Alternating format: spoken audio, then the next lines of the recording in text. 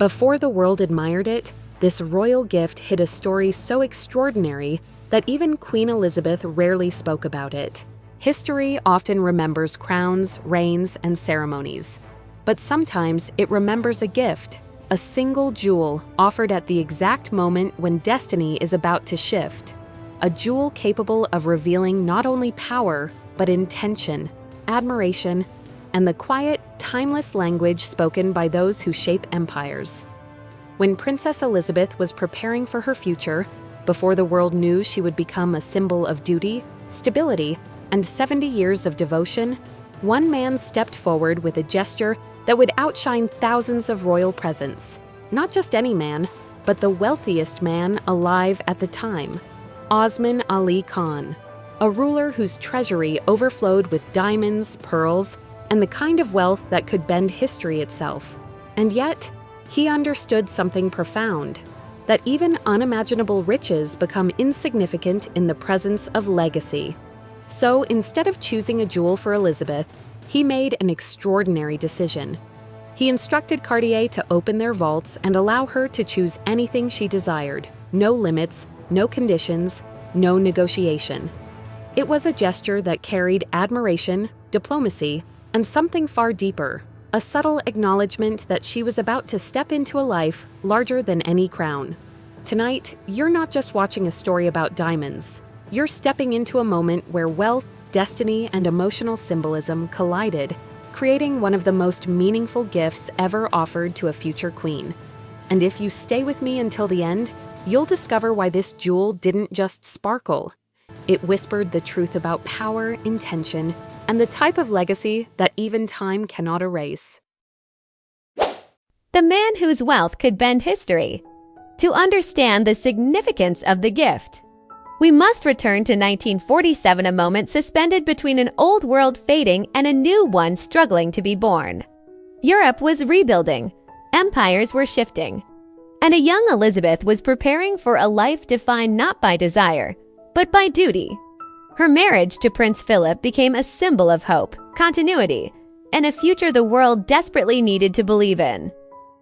And as tradition dictated, gifts began to arrive from every corner of the globe, thousands of them. But one stood apart quietly, powerfully. It came from Osman Ali Khan, the Nizam of Hyderabad, a man the press often described as the richest man in the world. His wealth was mythical: diamond mines, pearl fisheries, and treasure vaults so vast that jewelers like Cartier considered him a universe of his own. Yet what made him extraordinary wasn't the scale of his fortune, but his understanding of symbolism. Because the Nizam knew something profound, a jewel offered to a future queen is an attempt to leave an imprint on time. So he did something unusual. Instead of selecting a gift himself, he instructed Cartier that Princess Elizabeth should choose anything she desired from their collection. No limit, no conditions. Just pure intention wrapped in quiet admiration. Imagine the psychology of a gesture like this.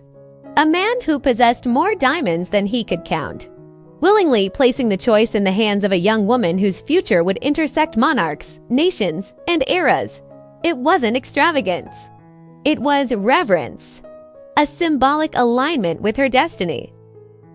And in the next chapter, we'll explore why Elizabeth's choice reveals far more about her spirit than about his fortune, and how this jewel became one of the most emotionally charged pieces in her entire royal legacy.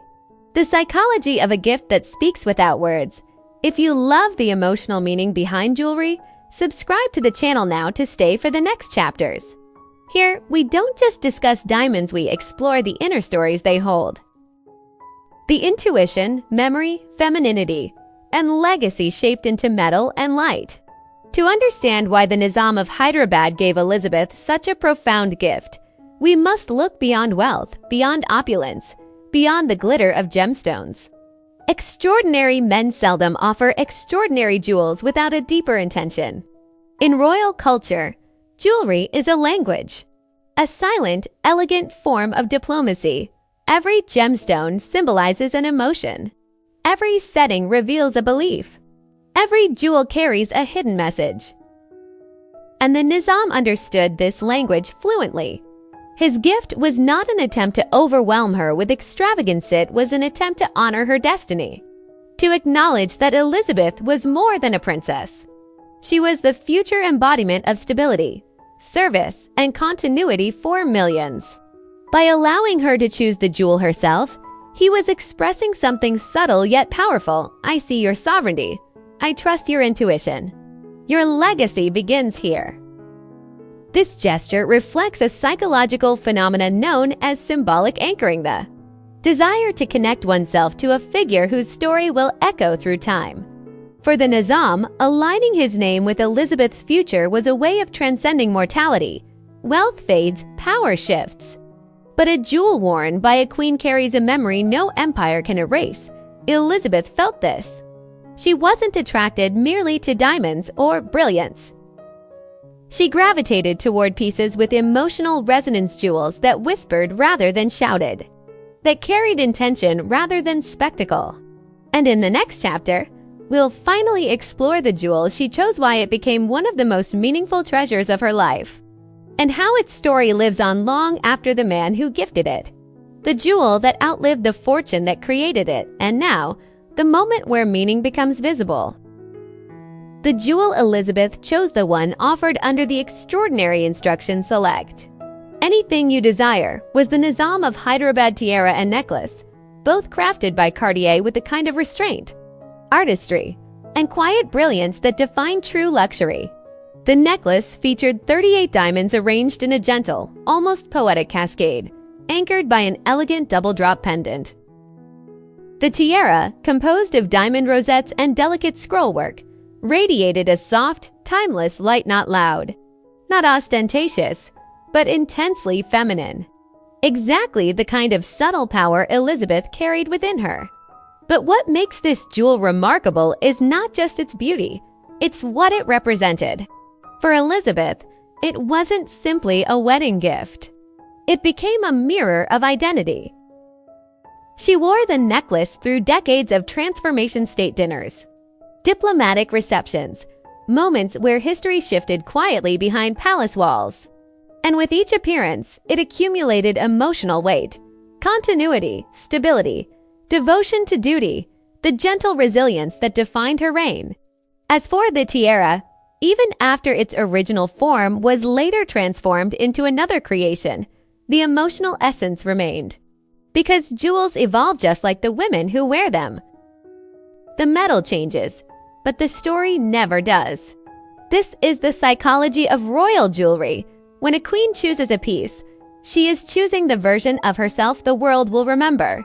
The Nizam's gift endures not because it was expensive, but because it carried intention. And intention is the only thing more powerful than diamonds.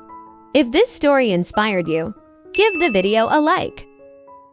And if you want to explore the emotional psychology and hidden meaning of iconic jewels, subscribe and stay with me here on the Jewelry Mind. Tell me in the comments, which jewel in your life holds the deepest meaning?